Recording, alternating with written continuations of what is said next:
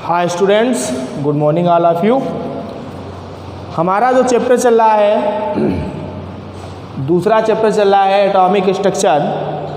और इससे पहले हमने आपको जो भी वीडियो दिए हैं उसमें हमने आपको पढ़ाया था परमाणु के बारे में। इसके बाद डाल्टन का परमाणु सिद्धांत हमने आपको दिया था, उसका संशोधित रूप हमने आपको दिया था।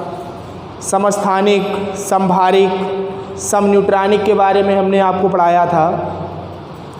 और इसको पढ़ाने के बाद में हमने आपको कुछ सवाल भी दिए थे और हमने जो भी प्रश्न ग्रुप में भेजे हुए थे व्हाट्सएप ग्रुप में, तो हमने वहाँ पर कहा था आप लोगों से कि इन सभी प्रश्नों के आंसर आप लोग हमारे पर्सनल नंबर पर देंगे।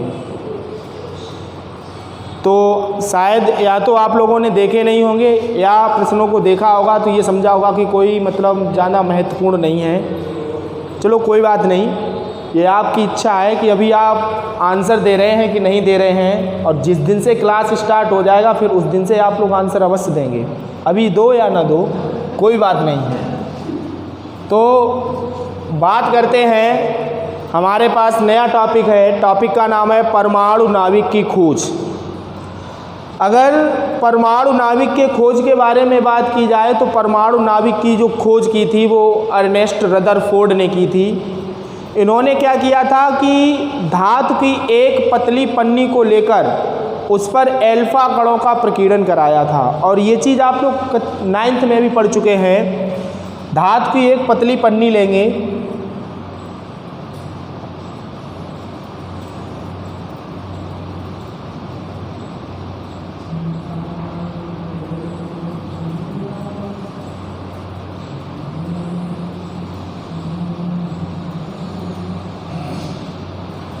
ये हम मान लेते हैं कि यहाँ पर जो पन्नी थी वो सोने की है, सोने की पतली पन्नी। और इस पन्नी पर रदरफोर्ड ने एल्फा कणों का प्रकीर्णन कराया था, एल्फा कणों का। जब उन्होंने एल्फा कणों का प्रकीर्णन कराया तो यहाँ पर उन्होंने देखा कि कुछ एल्फा कण हैं जो धातु की पतली पन्नी को भेद कर आर पार निकल जाते हैं।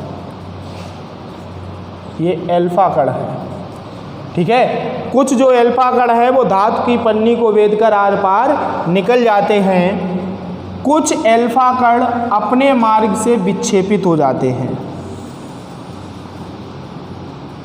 ठीक है। कुछ एल्फा कण अपने मार्ग से विक्षेपित हो जाते हैं और कुछ एल्फा कण जिस मार्ग में जाते हैं उसी मार्ग में वापस लौट आते हैं।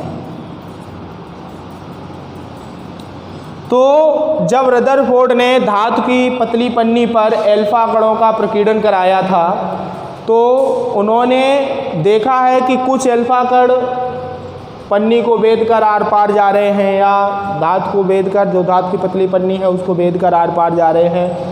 कुछ अपने मार्ग से विक्षेपित हो जाते हैं और कुछ जिस मार्ग पर जाते हैं ठीक उसी मार्ग पर वापस लौट आते हैं। तो इससे रदरफोर्ड ने निम्न निष्कर्ष निकाले थे कि जब कुछ एल्फा कण धातु की पतली पन्नी को भेद कर आर पार निकल जाते हैं तो इससे यह सिद्ध होता है कि जो परमाणु है, परमाणु का जो बाहरी भाग है वो खोखला होता है।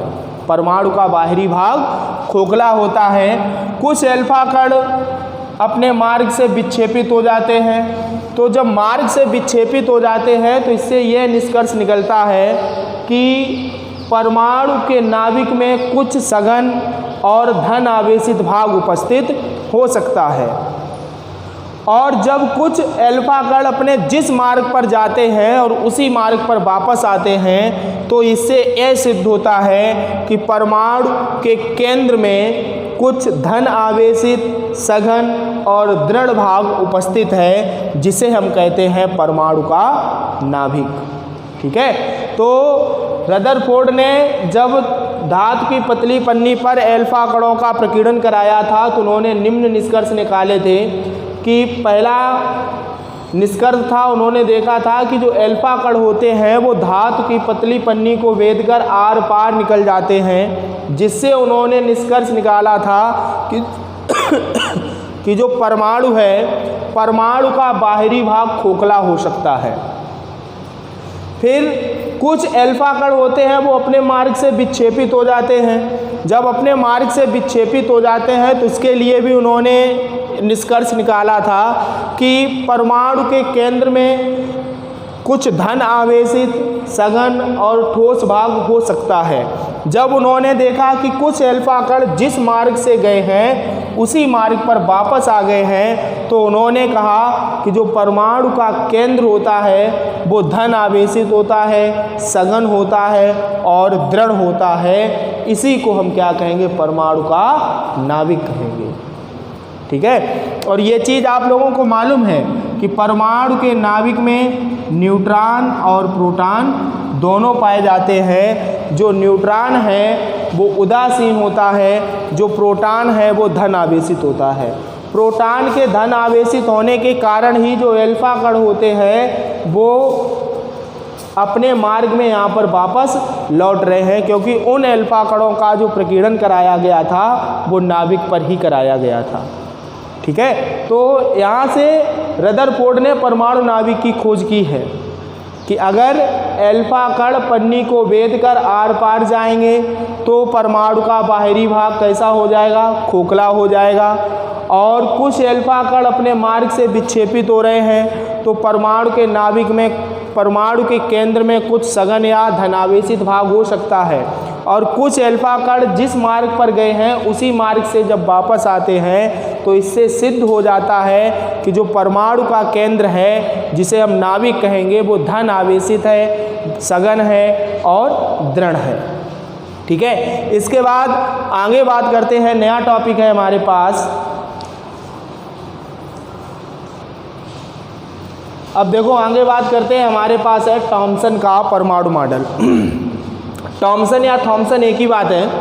थॉमसन ने जो थॉमसन का परमाणु मॉडल है वो सबसे पहला परमाणु मॉडल था, इन्होंने 1904 में दिया था। और इनके अनुसार कि जो परमाणु है वो उदासीन कण है, ये बात डाल्टन ने भी कही थी कि जो परमाणु है वो एक उदासीन कण है। और इसके बाद इन्होंने कहा था कि परमाणु गोलाकार होता है।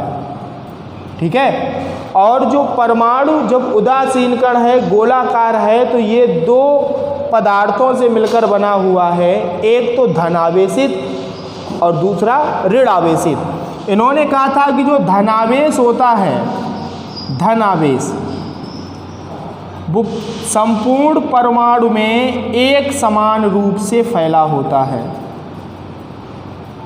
ठीक है, यानी कि परमाणु एक उदासीन गोलाकार कण है जिसमें जो धन आवेश है वो एक समान रूप से फैला हुआ है। इन धन आवेश जो फैला हुआ है, तो इस धन आवेश के बीच जो ऋण आवेश है वो ठीक उसी प्रकार धसा होता है जिस प्रकार तरबूज के गूदे में उसके बीज धसे होते हैं, इस प्रकार से। ठीक है ना, यानी कि जो ऋण आवेश है वो धन आवेश में ठीक उसी प्रकार धसा होता है जिस प्रकार तरबूज के गूदे में उसके बीज धसे होते हैं। और इसीलिए इस मॉडल का दूसरा नाम था तरबूज मॉडल। दूसरा नाम क्या है इसका? तरबूज मॉडल। यानी कि थॉमसन के अनुसार जो परमाणु है वो एक उदासीन गोलाकार कण है जिसमें धन आवेश एक समान रूप से फैला होता है। और इस धन आवेश में जो ऋण आवेश है वो ठीक उसी प्रकार धसा होता है जिस प्रकार तरबूज के गूदे में उसके बीज धसे होते हैं। और इसीलिए इसका दूसरा नाम क्या है? तरबूज मॉडल। यानी कि थॉमसन के परमाणु मॉडल को भी हम तरबूज मॉडल कहते हैं। इन्होंने जो अपना परमाणु मॉडल दिया था वो इनका सबसे पहला परमाणु मॉडल है, दिया था इन्होंने 1904 में। ठीक, तो आगे की जो भी बात है वो आगे के वीडियो में करेंगे। आज के लिए इतना ही, धन्यवाद।